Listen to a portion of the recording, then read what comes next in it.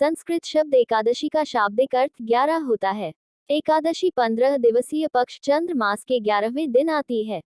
एक चंद्र मास शुक्ल पक्ष में चंद्रमा अमावस्या से बढ़कर पूर्णिमा तक जाता है और उसके अगले पक्ष में कृष्ण पक्ष व पूर्णिमा के पूर्ण चंद्र से घटते हुए अमावस्या तक जाता है।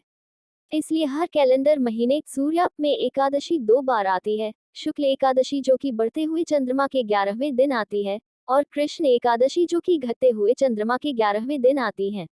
ऐसा निर्देश है कि हर वैष्णव को एकादशी के दिन व्रत करना चाहिए। इस प्रकार की गई तपस्या भक्तिमय जीवन के लिए अत्यंत लाभकारी है। एकादशी का उद्गम पद्मा पुराण के 14 अध्याय में क्रिया सागर सार नामक भाग में श्री व्यासदेव एकादशी के उद्गम की व्याख्या जैमिनी ऋषि को इस प्रकार करते हैं। इस भौतिक जगत की उत्पत्ति के समय परम पुरुष भगवान ने पापियों को दंडित करने के लिए पाप का मूर्तिमान रूप लिए एक व्यक्तित्व की रचना की, पाप पुरुष। इस व्यक्ति के चारों हाथ पांव की रचना अनेकों पाप कर्मों से की गई थी। इस पाप पुरुष को नियंत्रित करने के लिए यमराज की उत्पत्ति अनेकों नरकीय ग्रह प्रणालियों की रचना के साथ हुई। वे जीवात्माएं जो अत्यंत पापी होती हैं, उन्हें मृत्यु पर्यंत यमराज के पास भेज दिया जाता है। यमराज जीव को उसके पापों के भोगों के अनुसार नरक में पीड़ित होने के लिए भेज देते हैं। इस प्रकार जीवात्मा अपने कर्मों के अनुसार सुख और दुख भोगने लगी। इतनी सारी जीवात्माओं को नरकों में कष्ट भोगते देख परम कृपालु भगवान को उनके लिए बुरा लगने लगा। उनकी सहायतावश भगवान ने अपने स्वयं के स्वरूप से पाक्षिक एकादशी के रूप को अवतरित किया। इस कारण एकादशी एक चंद्र पक्ष के 15वें दिन उपवास करने के व्रत का ही व्यक्तिकरण है। इस कारण एकादशी और भगवान श्री विष्णु अभिन्न नहीं है। श्री एकादशी व्रत अत्यधिक पुण्य कर्म है जो कि हर लिए गए संकल्पों में शीर्ष स्थान पर स्थित है। तदुपरांत विभिन्न पापकर्मी जीवात्माएं एकादशी व्रत का नियम पालन करने लगी और उस कारण उन्हें तुरंत ही वैकुंठ धाम की प्राप्ति होने लगी। श्री एकादशी के पालन से हुए अधिरोहण से पाप पुरुष पाप का मूर्तिमान स्वरूप को धीरे धीरे दृश्य होने लगा कि अब उसका अस्तित्व ही खतरे में पड़ने लगा है। वह भगवान श्री विष्णु के पास प्रार्थना करते हुए पहुंचा, हे प्रभु, मैं आपके द्वारा निर्मित आपकी ही कृति हूँ और मेरे माध्यम से ही आप घोर पाप कर्मों वाले जीवों को अपनी इच्छा से पीड़ित करते हैं। परंतु अब श्री एकादशी के प्रभाव से अब मेरा ह्रास हो रहा है। आप कृपा करके मेरी रक्षा एकादशी के भय से करें। कोई भी पुण्य कर्म मुझे नहीं बांध सकता है, परंतु आपके ही स्वरूप में एकादशी मुझे प्रतिरोधित कर रही है। मुझे ऐसा कोई स्थान ज्ञात नहीं जहां मैं श्री एकादशी के भय से मुक्त रह सकूं। हे मेरे स्वामी, मैं आपकी ही कृति से उत्पन्न हूँ, इसलिए कृपा करके मुझे ऐसे स्थान का पता बताइए जहां मैं निर्भीक होकर निवास कर सकूं। तदुपरांत पाप पुरुष की स्थिति पर अवलोकन करते हुए श्री भगवान विष्णु ने कहा, हे पाप पुरुष, उठो, अब और शोकाकुल मत हो, केवल सुनो और मैं तुम्हें बताता हूँ कि तुम एकादशी के पवित्र दिन पर कहाँ निवास कर सकते हो। एकादशी का दिन जो त्रिलोक में लाभ देने वाला है, उस दिन तुम अन्न जैसे खाद्य पदार्थ की शरण में जा सकते हो।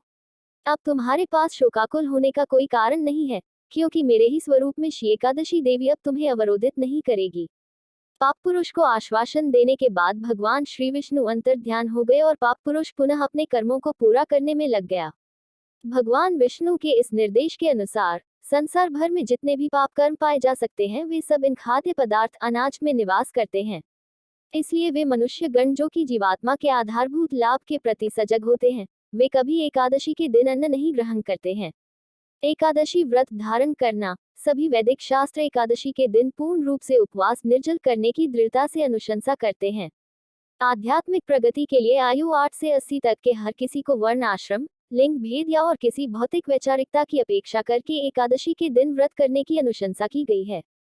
वे लोग जो पूर्ण रूप से उपवास नहीं कर सकते, उनके लिए मध्याह्न या संध्या काल में एक बार भोजन करके एकादशी व्रत करने की भी अनुशंसा की गई है।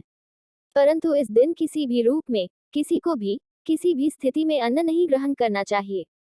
एकादशी पर भक्तिमय सेवा। एकादशी को उसके सभी लाभों के साथ ऐसा उपाय या साधन समझना चाहिए जो सभी जीवों के परम लक्ष्य भगवत भक्ति को प्राप्त करने में सहायक है। भगवान की कृपा से ये दिन भगवान की भक्तिमय सेवा करने के लिए अति शुभकारी एवं फलदायक बन गया है। पापमय इच्छाओं से मुक्त हो एक भक्त विशुद्ध भक्तिमय सेवा कर सकता है और परमेश्वर का कृपा पात्र बन सकता है। इसलिए भक्तों के लिए एकादशी के दिन व्रत करना साधना भक्ति के मार्ग में प्रगति करने का सशक्त माध्यम है। व्रत करने की क्रिया चेतना का शुद्धिकरण करती है और भक्त को कितने ही भौतिक विचारों से मुक्त करती है। क्योंकि इस दिन की गई भक्तिमय सेवा का लाभ किसी और दिन की गई सेवा से कई गुना अधिक होता है। इसलिए भक्त जितना अधिक से अधिक हो सके आज के दिन जप कीर्तन, भगवान की लीला संस्मरण पर चर्चाएं आदि अन्य भक्तिमय सेवाएं किया करते हैं। श्री प्रभुपाद ने भक्तों के लिए इस दिन कम से कम 25 जपमाला संख्या पूरी करने, भगवान के लीला संस्मरणों को पढ़ने एवं भौतिक कार्यकलापों में न्यूनतम संलग्न होने की अनुशंसा की है।